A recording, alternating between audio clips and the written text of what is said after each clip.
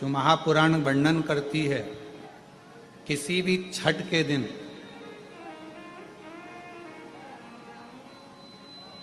चाहे अंधेरी की छठ हो, चाहे उजाले की छठ हो, किसी भी छठ के दिन अगर षडानंद कार्तिकेय जी महाराज का नाम लेकर 6 बेलपत्र और उस 6 बेलपत्र पर 6 दुर्वा, 6 पुष्प, 6 अक्षत के दाने रखकर षडानंद कार्तिकेय बाबा के स्मरण कर कर शिवलिंग की जो जलाधारी है, उस जलाधारी पर जहां अशोक सुंदरी का स्थान है उसी के पास में कार्तिकेय जी का स्थान है। किसी भी छठ पर यदि आप बाबा को वो बेलपत्र, वो दुर्वा, वो पुष्प, वो अक्षत का दाना 6 समर्पित करते हैं, किसी भी छठ के दिन, षष्ठी के दिन स्कंद भगवान का नाम लेकर, स्कंदेश्वर बाबा का नाम लेकर, कार्तिकेय बाबा का नाम लेकर यदि समर्पित करते हैं तो जिंदगी में कितना भी कर्जा हो वो कर्जा 3 महीने के अंदर समाप्त होता ही है। कितना भी कर्जा, साथ में आपका परिश्रम, साथ में आपकी मेहनत और आपकी दृढ़ता। क्या होता है, लोग सोचते हैं कि हमने शंकर जी को बेलपत्र समर्पित कर दी तो कर्जा चूकेगा, पर साथ में मेहनत भी करना। अगर आप मानते हैं कि पूरी पूरी कथा का, इसमें कई दुनिया के कई लोग हैं हमारी कथाओं को आधा काटते हैं आधा भेज देते हैं। गुरुजी ने कहा कि बेलपत्र पर शहद लगाकर चढ़ाओ, पर गुरुजी ने साथ में कहा कि रात दिन एक करो, पढ़ाई पूरी करो, आधी बात काट देते, आधी बात दिखा देते, पर उसका हमको कोई फर्क नहीं पड़ता है। आग लगे बस्ती में अपन रहो, उसका हमको कोई फर्क नहीं पड़ता, क्योंकि दुनिया का काम है गलत चीजें जनमानस में देना जिससे बदनामी हो, आप शब्द बोले जाएं, ताने दिए जाएं, गालियां दी जाएं, ये दुनिया की रीति है। बहुत आते हैं दिन भर में, कहीं कोई दबाव देने के लिए आता है, हम तुम्हारी बदनामी करेंगे, हमको 1 करोड़ दो। शिव तत्व है, दबाव देने वाले ढेर मिलेंगे, अपशब्द कहने वाले ढेर मिलेंगे, ताना देने वाले ढेर मिलेंगे, पर आप अपनी पूर्ण ऊर्जा के साथ में शिव महापुराण की कथा कथी है। 6 बेलपत्र, 6 पुष्प, 6 दुर्वा, 6 चावल के दाने और साथ में अपना परिश्रम पूर्ण करो। छठ के दिन स्कंद भगवान का नाम लेकर, स्कंदेश्वर का नाम लेकर भगवान शंकर के जलाधारी पर समर्पित करो, शिव जी से प्रार्थना करो और अपनी मेहनत को 4 चांद लगाओ। कर्जा चूकेगा जरूर, समाप्त जरूर। कर्जा का मतलब ये नहीं है कि आप कर्जा करे हो तो मेरे से बन नहीं रहा, मेरे प्राण छूट जाए तो अच्छा, मैं तो मर जाऊं, मैं टेंशन में हूं, मैं डिप्रेशन में हूं, बहुत परेशान हो गया, ऐसा हो गया। ना ना, दुख आता है, जब सुख आया, सुख चले गया तो दुख आएगा, तो दुख भी जाएगा, दुख भी समाप्त होगा, उसमें क्या विचार कर। ऐसा तो नहीं है कि दुख समाप्त नहीं होगा, दुख नहीं जाएगा, सुख आया है। जब हमारे अच्छे दिन अगर समाप्त हुए हैं तो दुख भी समाप्त जरूर होगा, फिर वापस सुख आएगा। थोड़ा हिम्मत, थोड़ा धैर्य, थोड़ा हृदय पर भाव एकाग्रित करो कि नहीं नहीं, मेरा शंभु, मेरा शंकर, मेरा त्रिकालदर्शी, मेरा कैलाशी, मेरा अविनाशी, मेरा शिव मेरा दुख काट। इसलिए आज भी नियम है, आज भी नीति नियम। जिसके घर में संपदा की कमी होती है, जिसके घर में कर्जा बढ़ जाता है, लक्ष्मी नहीं आती, बहुत टेंशन की जिंदगी जीता है मनुष्य, व्यापार चल नहीं रहा, बहुत तकलीफ का जीवन चल रहा होता है, तो आज भी नियम है महाराज, आज भी नियम। शहद रखकर, मधु रखकर यदि लक्ष्मी जी का स्मरण किया जाए और माता लक्ष्मी जी का स्मरण कर कर 1 लाल पुष्प उस कटोरी के सम्मुख में माता लक्ष्मी का नाम लेकर रखा जाए और बाद में वही शहद, वही मधु और वही पुष्प सोमवार का दिन और शुक्रवार के दिन लक्ष्मी का पूजन कर कर, स्मरण कर कर दूसरे दिन, शुक्रवार के दिन पूजन करें, शनिवार के दिन उस मधु का, उस पुष्प का विसर्जन करें, सोमवार के दिन पूजन करें लक्ष्मी जी का स्मरण कर कर, और मंगलवार के दिन अगर विसर्जन करें, 5 या 7 सोमवार या शुक्रवार को यदि आप मधु का भोग लक्ष्मी जी को लगाना प्रारंभ कर दें, शिव का नाम स्मरण कर कर, तो उसके घर में कभी संपदा की कमी नहीं होती। लक्ष्मी उस संपदा को बढ़ाती है।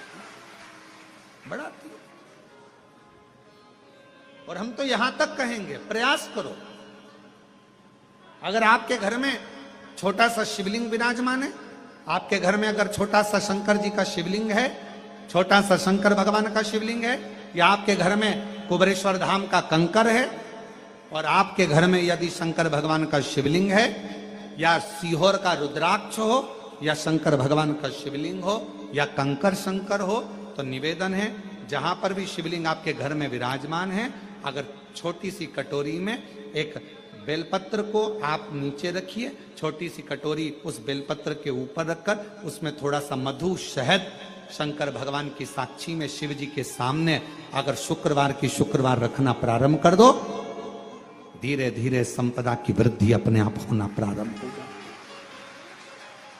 मधु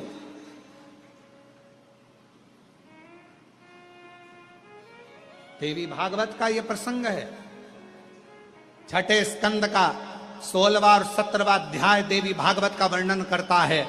मां लक्ष्मी पृथ्वी पर आ गई, रात्रि को देखा कहीं स्थान नहीं, एक बूढ़ी के स्थान पर, बूढ़ी के दरवाजे पर जाकर विनय करी, शहद मधु पाने को मिला, वर दे दिया, मैं तुझे वर देती हूं, तेरे घर में कभी संपदा की कमी नहीं आई। तूने मुझे मधु दिया, तूने मुझे शहद दिया,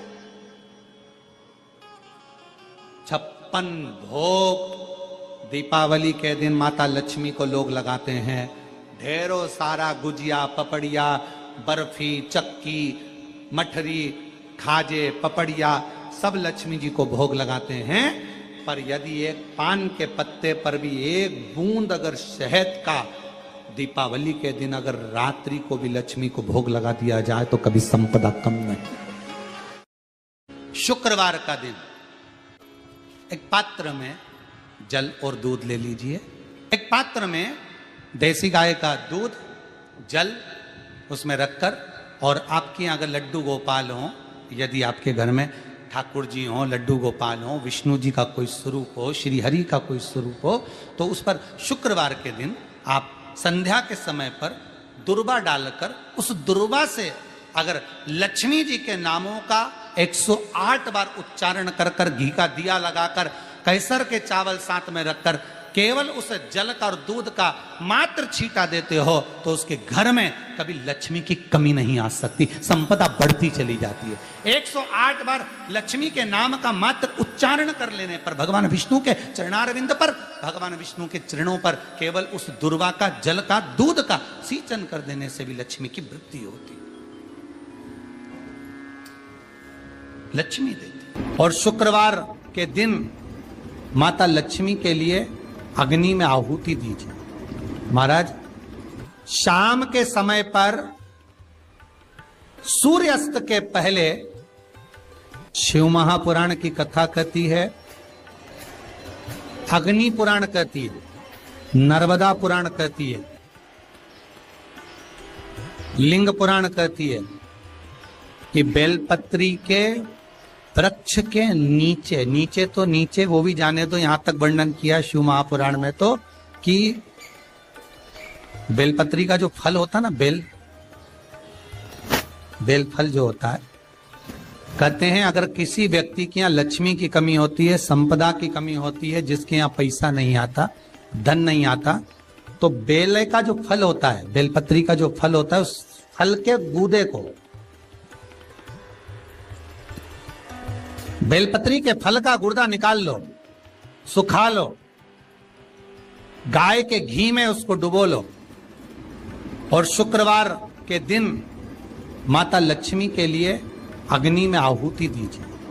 महाराज, शाम के समय पर सूर्यास्त के पहले ये जो आहुतियां हम बेले के गुर्दे के फल की गाय के घी में डुबोकर माता लक्ष्मी और भगवान विष्णु के नाम से देते हैं, महाराज 2 या 3 शुक्रवार करोगे, लक्ष्मी की कभी कमी नहीं आती, संपदा बढ़ती है। एक प्रयोग और कर कर देखना, कभी अगर मौका मिले आपको तो प्रयोग कर कर देखिए। लिंग पुराण के अंदर लिखा हुआ है, शिव पुराण में, लिंग पुराण में और स्कंद पुराण में कहा गया है कि अगर किसी ने बेले के फल का अगर थोड़ा सा भी गुर्दा पाया है, बेले के फल को खाया हो या बेल का रस पिया हो या बेल के फल का जूस पिया हो, अगर वो व्यक्ति का अनायास किसी कारणवश प्राण भी छूट गए हो, तो शिव महापुराण की कथा कहती है कि 27 दिन तक वो बेल के फल का रस उसके नस नस में रहता है, तो उस व्यक्ति को यम नहीं छूते, वो कैलाश पर निवास करता है। मर भी जाता है तो अधोगति में नहीं पड़ता, नरक नहीं भोगता, वो बैकुंठ पद का कामी हो, बैकुंठ का निवासी।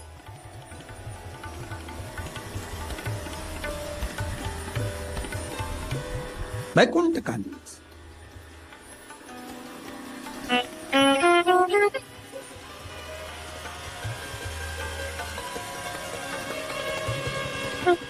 ये जो शिव जी को चढ़ती बेलपत्री हुई, शमी पत्र हुआ, मदार का पुष्प, आंकड़े का जो पुष्प हुआ, ये सब साधारण नहीं है साहब। शंकर का एक एक गुण तत्व ग्रहण करने वाले, शंकर का अनुमोदन करने वाले, शिव को एक एक वस्तु जो चढ़ने वाली साधारण नहीं।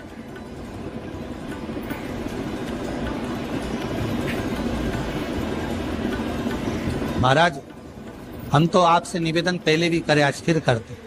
मान लो आपको ऐसा लगता है कि घर में बीमारियां ज्यादा घेर रही है, तो एक बेल का टुकड़ा, बेले का फल का एक टुकड़ा अपने ही घर में कहीं पर भी कटोरी में रख दीजिए, शिव का स्मरण सुख प्रदान करेगा। अगर थोड़ा बहुत रोग आ भी गया निकल जाएगा, पर बड़ी बीमारी में कोई फंस नहीं पाएगा, ज्यादा जनहानि नहीं होगी, तकलीफ नहीं भोग पाए। शिव को प्रिय है। फिर वही स्कंद पुराण का संवाद आ गया।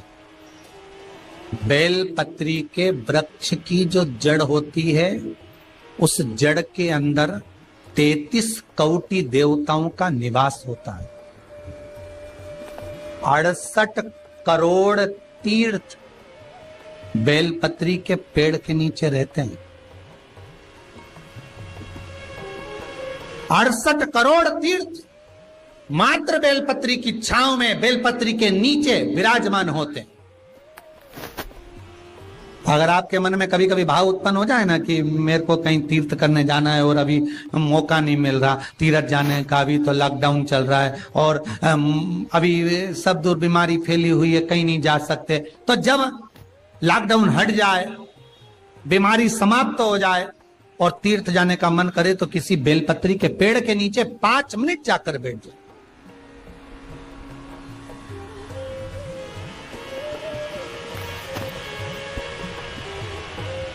और जप लो, श्री शिवाय नमस्तुभ्यम। जितने बैठे हो टीवी के सामने प्रेम से बोलो, श्री शिवाय नमस्तुभ्यम। जितने टीवी के सामने बैठे एक बार फिर से बोलो, श्री, साथ में बोलो, आगे आगे नहीं, श्री शिवाय नमस्तुभ्यम। एक मंत्र मैं तुम्हें देता हूं, दुनिया के लोग उसे संजीवनी मंत्र कहेंगे। ये वो मंत्र रहेगा जिस मंत्र का जाप तुम किसी मरे हुए व्यक्ति पर भी करोगे तो वो जीवित होकर बैठ जाएगा। संजीवनी मंत्र भगवान शंकर ने शुक्र को प्रदान कर दिया।